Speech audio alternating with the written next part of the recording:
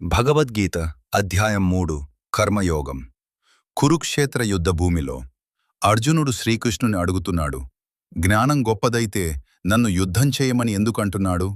అప్పుడు శ్రీకృష్ణుడు చెప్పాడు, ఓ అర్జునా, ఈ లోకంలో ఎవరూ కూడా ఒక్క క్షణం కూడా పనిచేయకుండా ఉండలేరు. ప్రకృతి గుణాలు మనల్ని పనిచేయించేలా చేస్తాయి.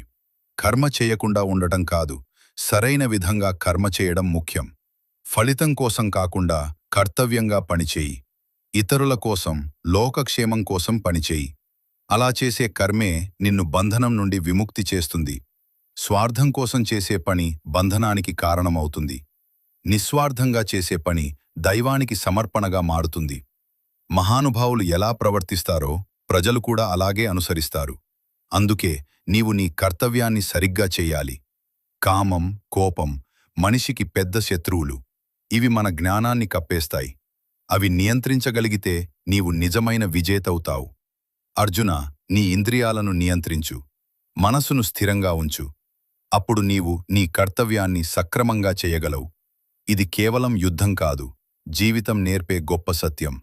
జీవితమంటే కర్తవ్యాన్ని చేయడం, ఫలితాన్ని ఆశించకుండా జీవించడం కొనసాగుతుంది.